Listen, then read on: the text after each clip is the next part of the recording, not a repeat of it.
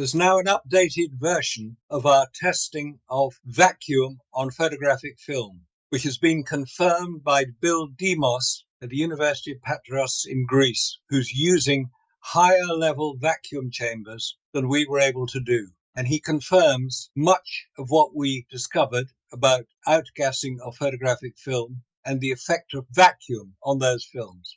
So Bill Demos has now confirmed professionally, because that's his job using vacuum, he's confirmed what we have identified as being a major problem with photographic film in low levels of vacuum in space.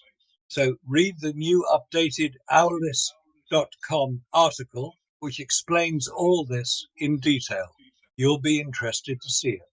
It's interesting. I was just reading a document from 1993 on the International Space Station on the effects of vacuum on different materials, and they were concerned with the amount of cold welding that was going on. And the testing was done at the Sandusky Vacuum Chamber, the Glenn Research Center, and the article is in 1993 from Joyce Deaver.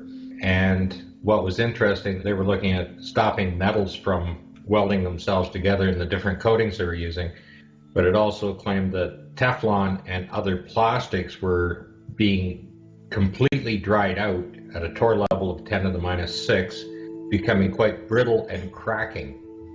How did they do that? Did they take it right down to 10 to the minus 6, like right down to it, or was it 10 to the negative 5 point da-da-da-da-da? As close as they can get in the chamber, and that is the maximum that that chamber can produce. And the other problem they were having was flaking of materials during that time. So basically any plastics, polypropylene, polyethylene based plastics are pretty much useless if you go past that level of vacuum. And of course the moon is quite a bit substantially farther than that. So on the basis of the film that the Apollo missions claim to have had, especially the Hasselblad film, the way film is produced, the way it's manufactured, are just very thin layers of plastic, polyethylene type plastics, and within that plastic is an emulsion layer which is very reactive and captures the image on the film when the shutters open. That particular emulsion is gelatin based, and that gelatin base is made from animal gelatin. It has never been able to be successfully synthesized. That emulsion layer is laid down. Between those layers, it can be a single layer if it's a black and white photograph, or it can be multiple layers, and each of the layers can be colored. And I believe you have an image of that to show the different layers on it. The difference between the standard type film base, which would crack, rip, or tear as it's being pulled through the camera with the gears, was enhanced by using ester-based film.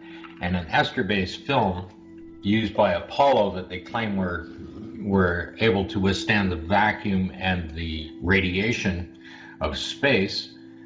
Of course, the ester base itself is nothing more than a polyester layer on the backside to make the film tougher, and it does make it tougher. It does make it very strong so that it won't tear, rip, or crack when it's being pulled through the camera.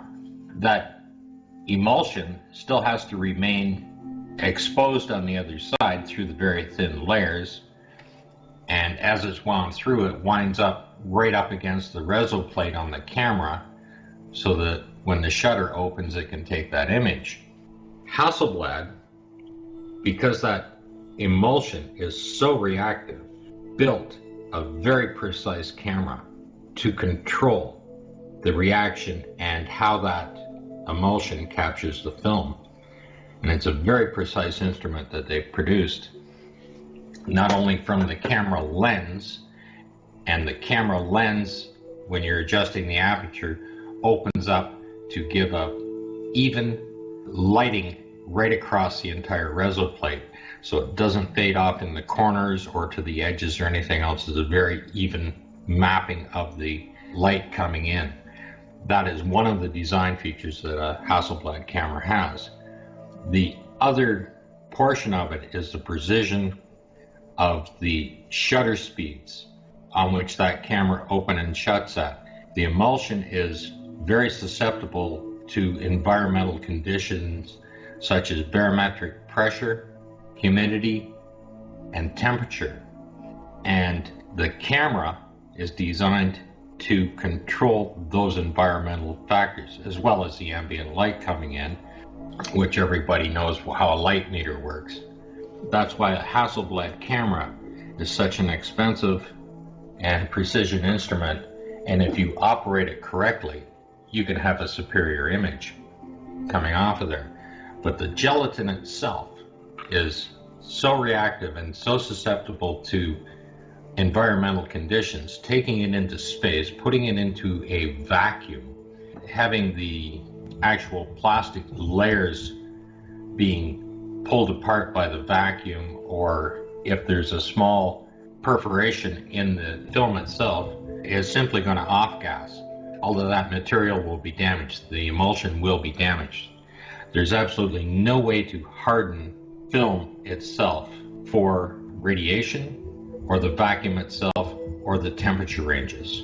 And because it's an animal-based emulsion, it falls into the same freezing and boiling temperatures as basically the same as water is. It'll freeze right down solid. The emulsion will not work if you go beyond those temperature ranges. Being in space and being on the moon, those ranges are much greater than what the camera and or the film is capable of handling. If you take the fact that light itself is part of the radiation spectrum, and that is what is making the reaction, that's what's capturing the image in 1/250th of a second or 1/500th of a second or 1/25th of a second on your settings. That's how fast that emulsion is going to react. When you get into the radiation of space, and even if you take NASA's very mild radiation numbers, and we'll look just at the astronauts themselves, we won't look at the general radiation that people question, but we'll just look at NASA's claimed absorption rate that the astronauts had during the entire trip they were out there. And basically, to keep it in simpler terms, we'll just deal with it in number of x-rays. If you compare it to the number of dental x-rays, yeah, people can understand it a little better. Yeah. At the very lowest settings I've seen from documentation, some of the lowest numbers of radiation of the absorption rate were equivalent to about 3 x-rays a day, which is ridiculously small. So on an 8-day trip, they absorbed about 24 x-rays during the trip. Of course, everything else within the craft is going to be absorbing the same amount of radiation, included the film. Now, even at a small percentage of an x-ray, the film would become fogged, completely fogged. You'd be able to see it visibly on the film at one full x-ray. When you take a look at flight crews that have to wear those radiation badges, all of them do, because they fly at 32,000 feet or above. And if they go up any higher than that, like when they start getting into 60,000 feet and up, now those badges are going to start to fall. That's right. Well, as a matter of fact, they changed. I know stewardesses that couldn't fly over the poles because they had absorbed too much radiation, so they put them down because the Van Allen belts are less dense there, and there's more radiation coming in at that level. Mentor Pilot had a really good one on that. He had a good video on showing that, demonstrating that. So if you're going to be traveling any higher than 32,000 feet, you're going to start having fogging on that film. Even at a low rate, you're still going to have something showing on that film that's visible. That's right. As a matter of fact, it doesn't just affect the film, it actually affects electronics on a plane as well. And even if the absorption rate is claimed to be only 3 x-rays a day, at one full x-ray, the film is fully exposed and fully finished. That is no different than putting it through an airport scanner and destroying the film. Like, everybody knows that film could not go through those machines. I mean, in the 70s, coming back from Europe, they had to take the film, hand it to the customs official, and then they would look at it and pass it back to you. And that's the way it worked. That's right. So even at the lowest numbers you can find on radiation, at the equivalent of 3 X-rays a day, the film would have experienced 24 full X-rays in 8 days and been destroyed many times over. And then it is the location where the film is stored. Some of the film was stored in the descent stage of the lander, so it's exposed to not only the vacuum but the radiation outside during the entire trip. The back camera on the outside of the CSM, the film was loaded there from launch. It would have experienced all of the temperature ranges as it travels through the launch cycle, right through the Van Allen belts with the highest form of radiation, and apparently it worked just fine, taking 1 frame per second as it orbited the moon. They're 6 days into the trip when they picked it up and did the spacewalk to physically pick that film up. And there is no damage or fogging or anything on that film, and there's absolutely no way that the plastic layers would survive the vacuum, and there's no way that the film would survive the radiation. When we tried it with the vacuum chambers, what ended up happening was when you put the film in there, you did a comparison, and then you did one in the chamber. And when you take them out and you look at them and you're going, holy smokes, hang on a second here. This one here, the experimental film, the black and white one, right, we did 1 complete cycle of vacuum. And it didn't show a heck of a lot. But now you go 1 cycle, 2 cycles, 3 cycles of vacuum. Now guess what you have? Now the fogging starts and the black and white film strip. Now when you go to color and you do the same thing, you start to see the hues. The tints start to change on the experimental film, and you start going to darker places, and you'll see that up on the film, right? We're going to show you that. And what will happen is that now the hues start going, and the color starts washing, and the tints start going crazy. And that was with 3 cycles of vacuum, and the film, experimental film, on the color being brought up to 130 degrees centigrade through a UV light shining through the lid of the vacuum chamber. And the other one we did was with the smaller chamber with the film in that inside of the vacuum chamber sealed off so that the heat cannot be transferred into the second vacuum chamber itself. You have the same thing happening. Again, the tints are washed out. And even if you take the color film and you do just one cycle of vacuum, and you compare the two, you still see the tints are starting to go. Now, when you do 3 cycles of vacuum and you add that heat lamp on to the top of it, the light shining through the lid, 2 feet up above the chamber, now the hues all go to pot. Only when you're letting less light through the aperture, and that's our problem. Well, the thing is the film itself would have cycled many times as they pressurized and depressurized the LEM. Wider temperature ranges when they're out on the rover, fully exposed. So they're out in the light, then they put them underneath the seat where they're going to cool down, then they pull them back out into the light. Those cycles affecting the film, everything in the environment affects that film, and that emulsion layer in between is so reactive to the environment so rapidly. If you can capture an image in 1/250th of a second, it takes very little to damage that, to ruin the image, if it's not being controlled. And there's no way that they could control the temperature ranges. There's no way they could control the pressure ranges or lack of pressure ranges the film was being affected to.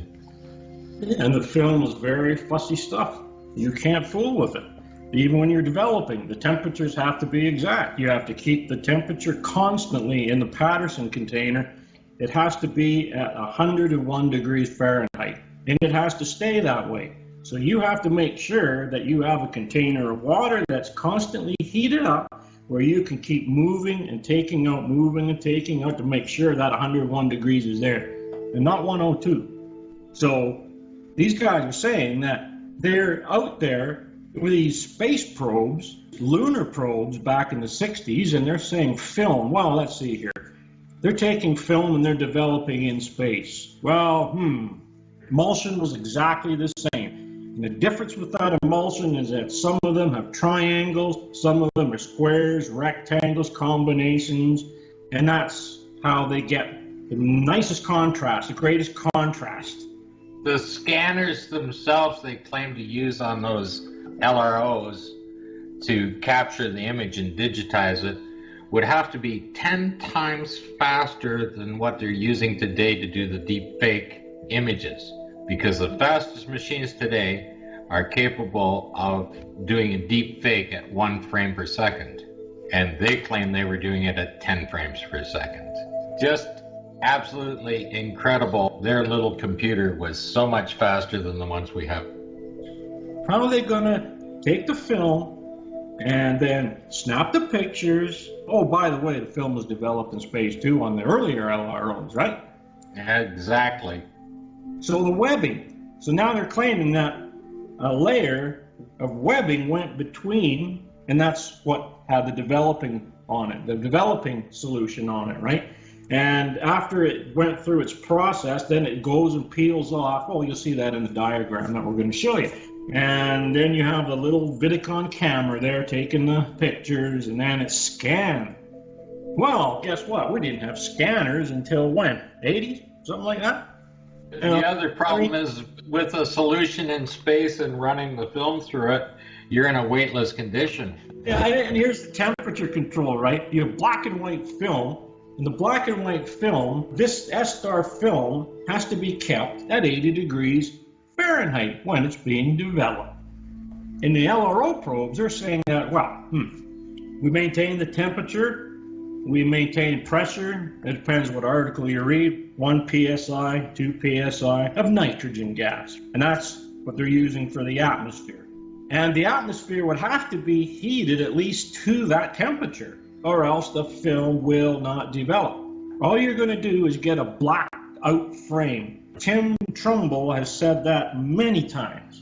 And Tim is our expert, resident film expert, who has worked on a great many films in the Hollywood industry and in Australia.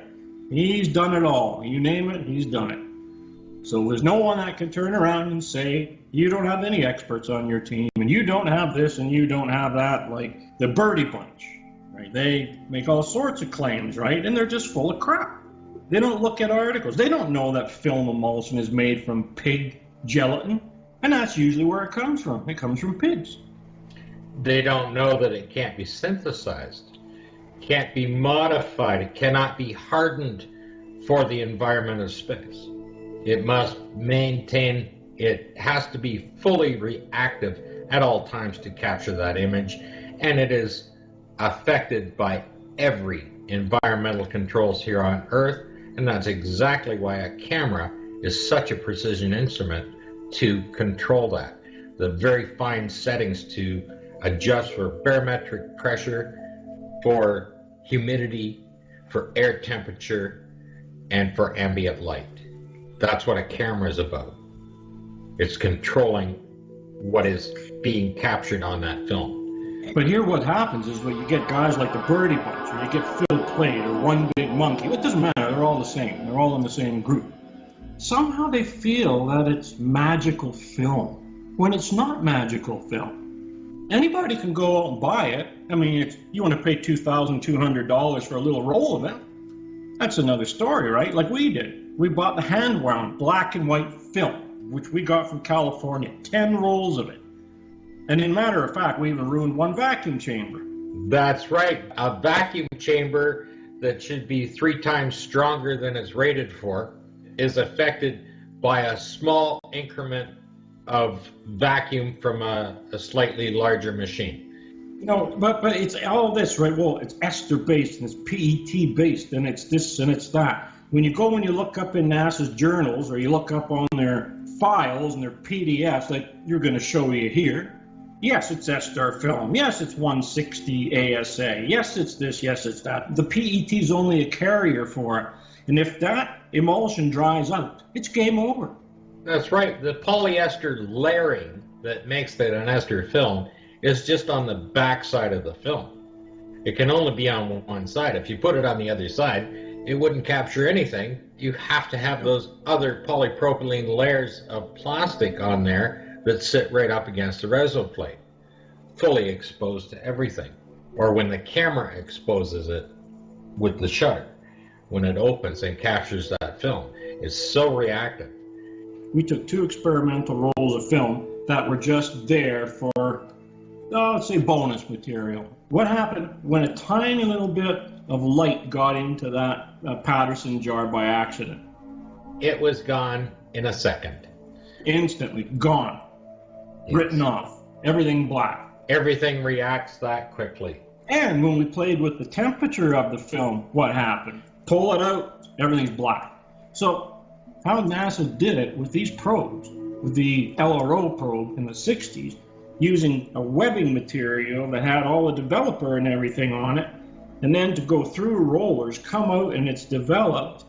It's sitting in a 1 to 2 psi nitrogen-filled chamber, but what are they using for temperature control? Film is a finicky thing. You're in a container. How are you going to dry it? You're going to have to purge that continuously to be able to dry the film. What are you going to use? You're going to send a guy up with a pair of squeegee tongs? From just the processing of the chemicals itself. How are you going to clean those chemicals off when they're being processed? They're in that atmosphere. They're completely encased in a container. All those chemicals that are vaporizing off in there are going to be in the air. Contaminate the film. Every piece of equipment in there will be contaminated with it. I mean, what they basically have up there is a Kodak photo lab. And they claim that's going to work in space. In zero gravity, by the way. Everything's going to be floating around. You're not going to stop it from going everywhere. Liquid's in a vacuum, in weightless condition, and you're going to sit there and say, oh, well, we'll just run it through this tray of stuff. There they have scanners, digital scanners in these probes? 1965, 7? Come on. Did not even have a hard drive to store the data on if you could capture it. And all those liquid chemicals sticking to every piece of equipment in there because it's in a vacuum. Yeah. It's in weightless conditions, sticking everywhere.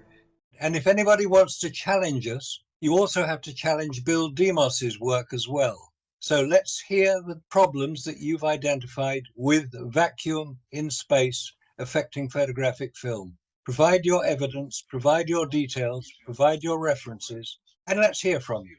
We hear a lot of people discussing these special films that were used on Apollo. They're usually known as the XRC.